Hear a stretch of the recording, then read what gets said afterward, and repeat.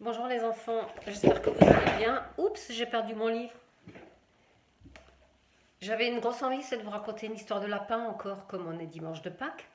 Et j'ai trouvé l'histoire de Martin, le lapin facteur.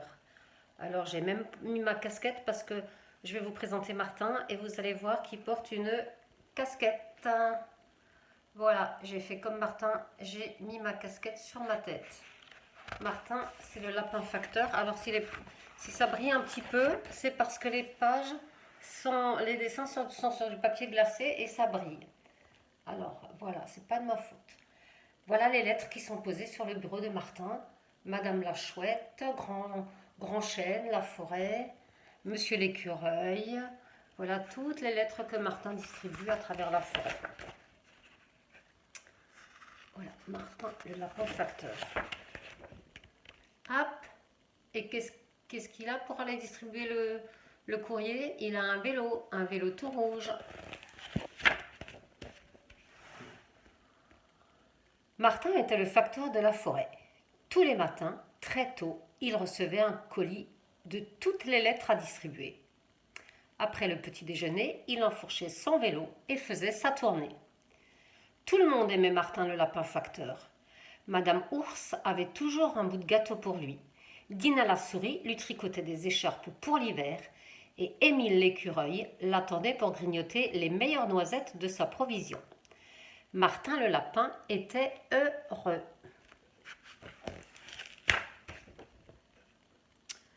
Jusqu'au jour où il se passa quelque chose de terrible.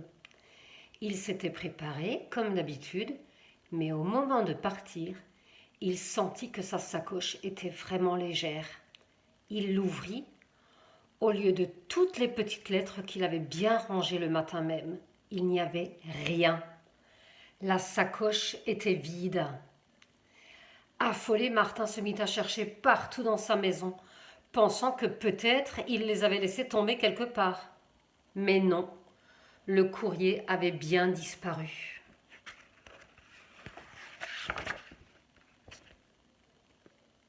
Martin était catastrophé. Il n'oserait jamais raconter aux autres ce qui s'était passé. Il avait trop honte. Et de toute façon, personne ne le croirait. Je dois m'en aller, pensa-t-il. Je ne peux plus rester ici. Il fit tristement son baluchon, ferma la porte de sa maison et partit sans bruit à travers la forêt endormie. Pauvre Martin. Il avait perdu tout son courrier. Martin était loin de chez lui maintenant, mais il voulait s'éloigner encore plus, quitter la forêt pour qu'on ne le retrouve plus jamais. Mais il n'avait pas pris la bonne direction. Au lieu de sortir de la forêt, il s'y était enfoncé davantage. Ouh là là, il est perdu Martin. Il essaya de retourner sur ses pas, mais il ne savait plus par où il était arrivé. Il s'assit au pied d'un arbre, désespéré. Il était complètement perdu. Dans le silence de la forêt, il entendit soudain un drôle de bruit s'élever. Cela venait d'un peu plus loin derrière les buissons. Il s'approcha doucement et écarta un peu les branches.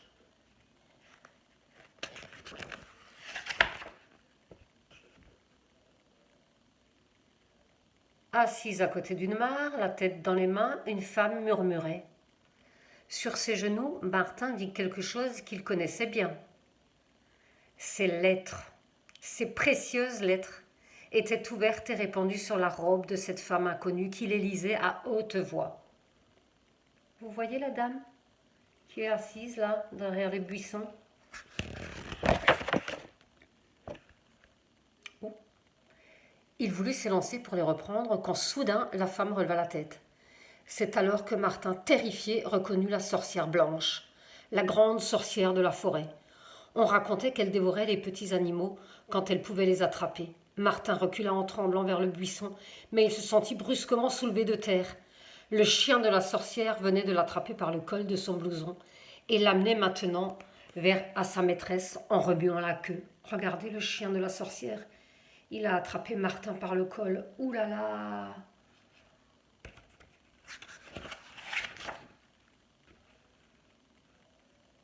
Qu'est-ce que tu as trouvé là, mon loulou? Fit la sorcière. Mais c'est un joli petit lapin, ma parole. Allez à la maison, ajouta-t-elle en se levant. Elle ramassa les lettres et s'enfonça entre les arbres, suivie de son fidèle loulou, qui tenait toujours le pauvre Martin dans sa gueule.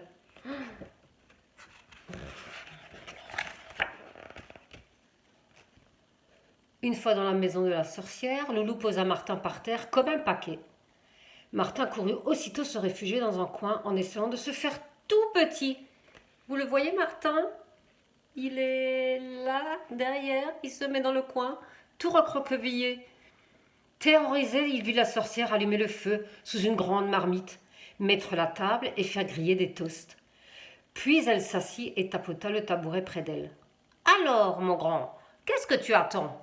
« Ouh là là, il a peur, Martin. »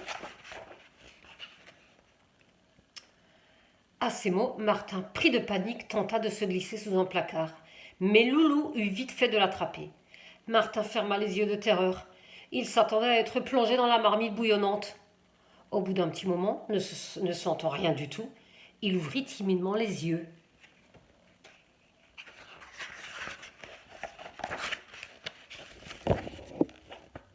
Loulou l'avait posé sur le tabouret à côté de la sorcière. Voilà où il est, Martin, devant une assiette bien servie. « Qu'est-ce qu'il y a? Tu n'aimes pas la purée de carottes ?» dit la sorcière étonnée. « Vous n'allez pas me manger ?» demanda Martin d'une toute petite voix. La sorcière éclata de rire. « Te manger, moi? Manger un petit lapin? Tu entends ça, Loulou, mais je ne mange pas les animaux, mon cher ami. Je n'en ai jamais mangé un seul. Je sais qu'on m'appelle la sorcière, mais ça m'est égal. De toute façon, j'ai l'habitude d'être seule. » Martin baissa la tête et goûta sa purée. Elle était délicieuse.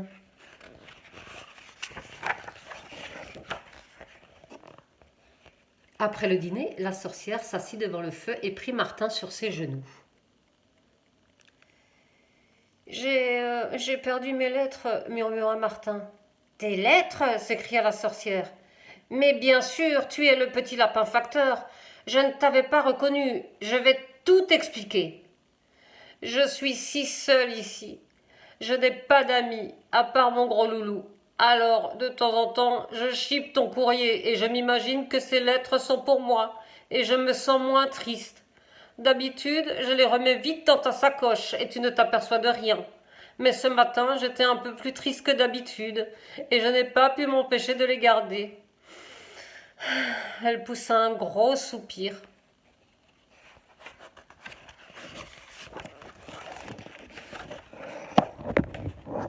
Le lendemain matin, très tôt, la sorcière accompagna Martin jusque chez lui. « Maintenant que tu connais le chemin, j'espère que tu reviendras me voir de temps en temps, dit-elle, en lui donnant un magnifique pudding à la laitue qu'elle avait fait pour lui.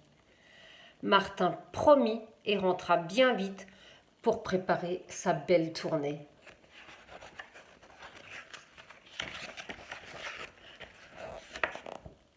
Mais au lieu de commencer tout de suite, il s'installa à son bureau, sortit son plus beau papier à lettres et se mit à écrire. « Chère sorcière, merci pour cette charmante soirée.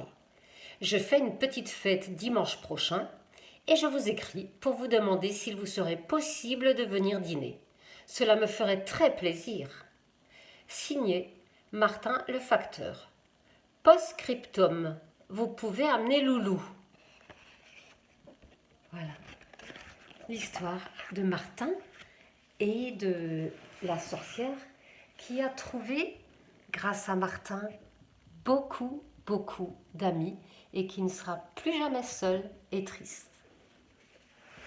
Je vous souhaite encore une très belle soirée et je vous dis à bientôt pour de nouvelles aventures.